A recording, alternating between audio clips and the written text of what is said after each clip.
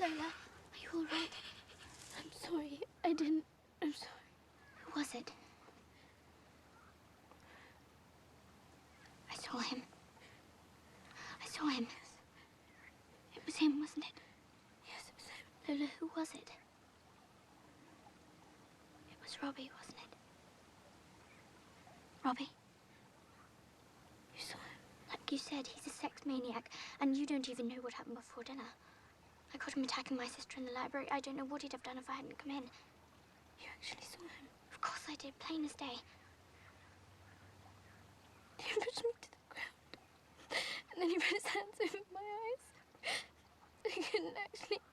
I never actually... Listen, I've known him my whole life, and I saw him. Because I couldn't say for sure. Well, I can. And I will.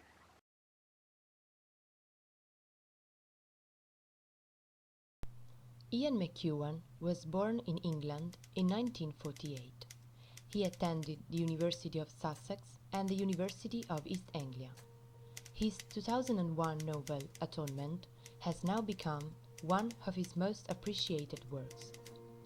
The book was used as a source of inspiration for a film directed by Joe Wright and starring Keira Knightley and James McAvoy as the main characters, that obtained 7 Academy Awards nominations. The story begins in 1935, in the middle of the English countryside. Bryony Tallis, a 13-year-old girl, finds herself witnessing a particularly intense meeting between her sister Cecilia and Robbie Turner, a servant's son, which leads her to misinterpret the boy's intentions towards the young woman. Later on, Bryony comes into possession of a letter written by Robbie and delivered by accident to Cecilia. The explicit and erotically charged letter upsets Bryony, making her even more confused after seeing the boy and the girl share an intimate moment in the library.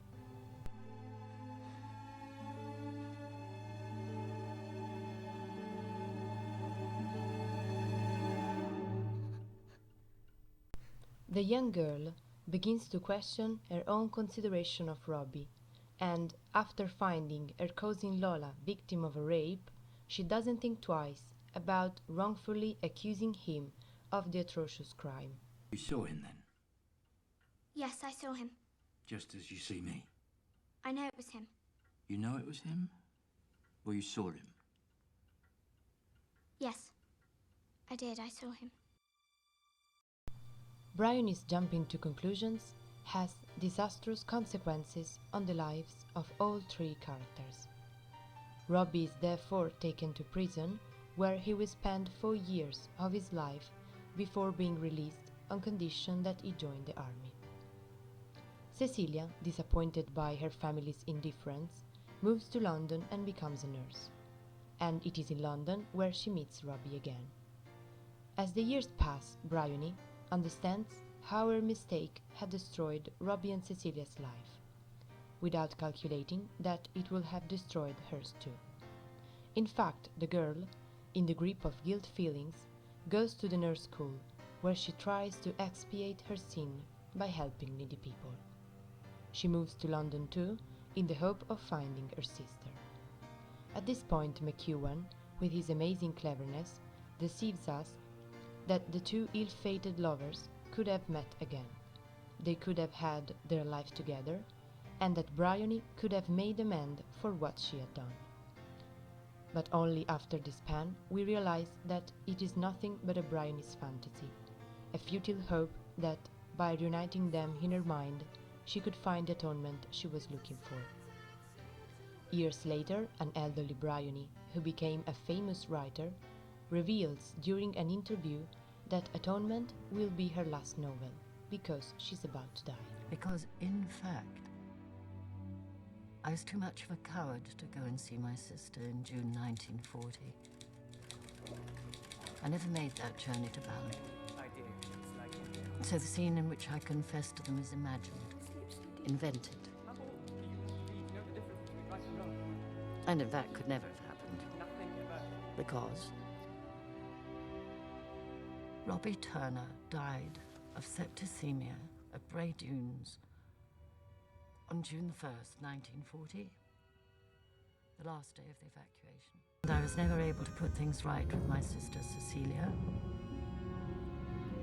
because she was killed on the 15th of October, 1940, by the bomb that destroyed the gas and water mains above Balham Tube Station.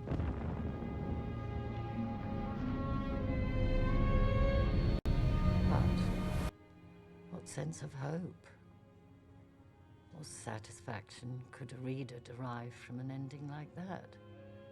So in the book, I wanted to give Robbie and Cecilia what they lost out on in life. I'd like to think this isn't weakness or evasion, but a final act of kindness. I gave them their happiness. From McEwan's bestseller, the producer Joe Wright made his Atonement, that opened the 64th Venice International Film Festival. The book and the movie aren't the same. The book has a certain wry sense of humor that the film, more dramatic, almost completely lacks. While the book is wordy and draws out the details, the film is more meager and deeply bounded to the inner being. Another essential difference is notable in the end. The film ends hastily with Bryony's revelation during a TV show. By doing so, Bryony declares that what we saw between Robbie and Cecilia was nothing but a fiction she wrote. At the end of the book, instead, she participates to a birthday party when she reveals the truth about what happened to them. This incredible novel does not concern only Bryony's desperate attempt to reconcile with her past. It is also an epic love story. It is the representation of perseverance and loyalty between two lovers who find a way to bear the pain of detachment and its atrocity. Through Bryony's story, McEwan teaches us how the worst punishment is that of no receiving forgiveness. We witness Bryony's quest for peace and, above all, atonement, with the awareness that redemption comes only when the sin is forgiven.